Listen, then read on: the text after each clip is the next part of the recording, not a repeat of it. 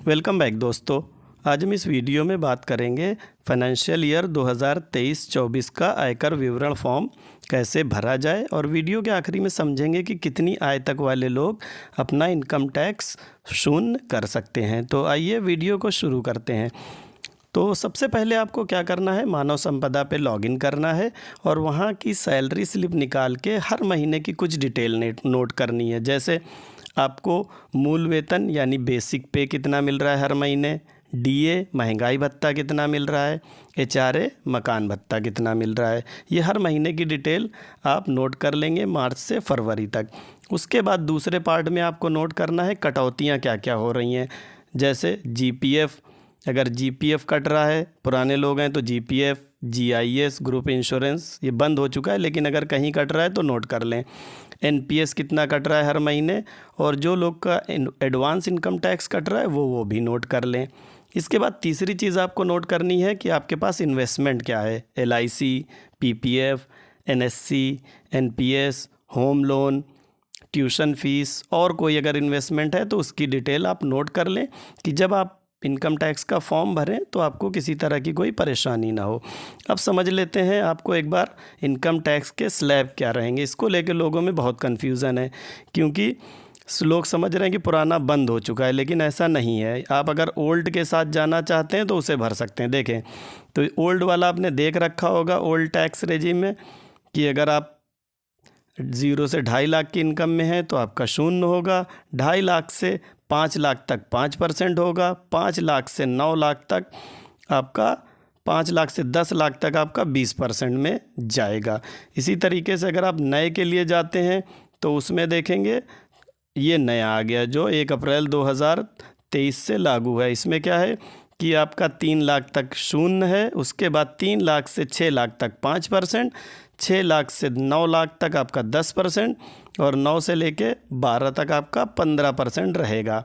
तो इस तरह से इस रेट से आपको इनकम टैक्स देना होगा। अब एक कैलकुलेशन से इसको और आसानी से समझ लेते हैं कि देखिए कोई जैसे 2015 की ज्वाइनिंग है और उसका अभी टोटल इनकम 8 लाख के आसपास बनती है, तो उस पर कैसे टैक्स बनेगा। तो किसी की इनकम अगर 8 लाख है और उसने 80C में पूरी बचत कर रखी है, एलआईसी, ट्यूशन फ़ीस जो भी हैं बचत उसकी 1.5 लाख की हैं, मेडिकल इंश्योरेंस 20,000 का है उसके पास, और एनपीएस जो कट रहा है उससे 50,000 की छूट मिल जाएगी और स्टैंडर्ड डिडक्शन की 50,000 मिल जाएगी।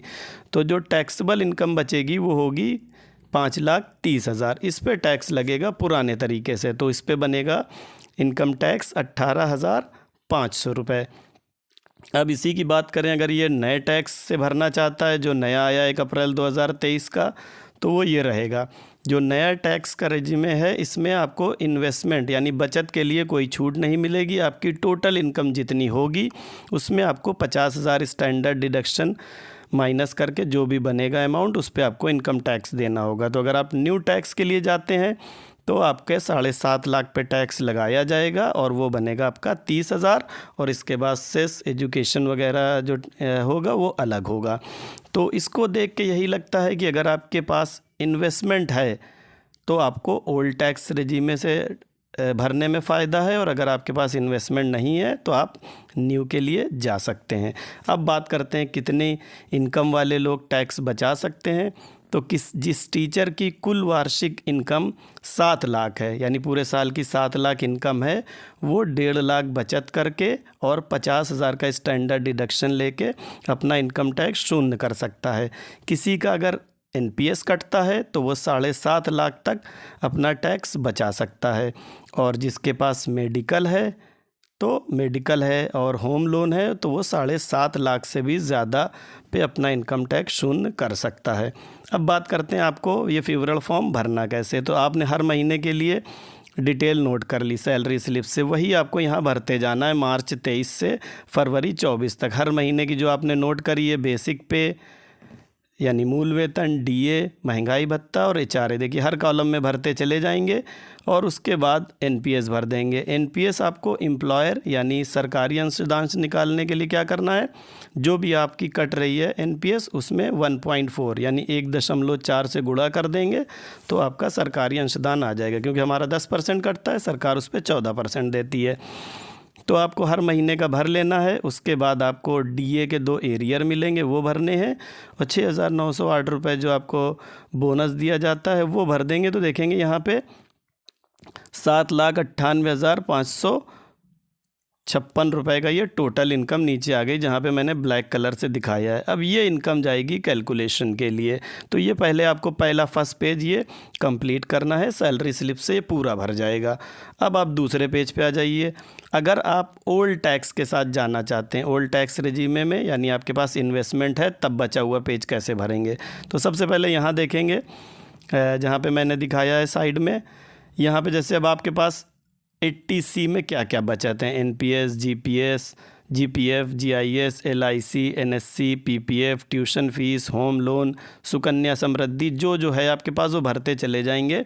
और टोटल यहाँ पे आप 1.5 लाख का फ़ायदा ले सकते हैं। जैसे मैंने 1.5 लाख का दिखाया कि मेरे पास LIC है, तो 1.5 लाख की बचत यहाँ दिखा दी। अब इसके बाद अगर आपका मेडिकल इंश्योरेंस है तो आप मेडिकल इंश्योरेंस 80D में भर देंगे, जितना भी है वो वहाँ पे। अब आप जब कैलकुलेशन करेंगे तो सबसे पहले आपकी टोटल इनकम जो आई थी 7,98,000 कुछ, उसमें आप सरकारी अंशदान डालेंगे NPS का, देखें सबसे ऊपर, तो आपकी सैलरी टोटल बन जाएगी। अब टोटल सैलरी में से 50,000 घटा दिया गया, यहाँ पे देखेंगे तो ये 50,000 घटाने के बाद आपकी इनकम आ गई 8,55,156 रुपये। अब इसमें से आपकी सारी बचत घटाई जाएगी, 1,50,000 80C की, मेडिकल इंश्योरेंस 20,000 का, आपका 50,000 NPS का, और जो आपका NPS का सरकारी अंशदान है वो ऊपर जोड़ा गया था उसे घटाएंगे। तो टोटल बना 3,26,600। ये जब आपकी सैलरी से घटाएंगे तो आपकी जो कर योग आ गई, जो मैंने अभी एक पहले वाले पेज में समझाया था, लगभग आ गई 5,30,000 के आसपास, 5,28,500 कुछ रुपए।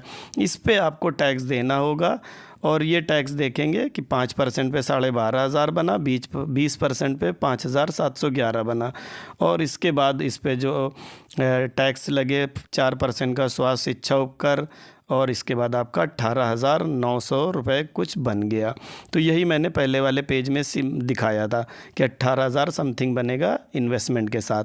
अब ये वाला पेज है, देखें, अगर आपके पास इन्वेस्टमेंट नहीं है तो यहाँ पे देखेंगे उसी पूरे को ले लिया गया है। 7,98,000 में सरकारी अंशदान मिला दिया गया, NPS का 9 लाख बन गया, उसमें 50,000 सिर्फ माइनस कर दिए गए हैं, और सरकारी अंशदान माइनस करेंगे तो वही आ गया 7,48,000, यानी 7.5 लाख के आसपास।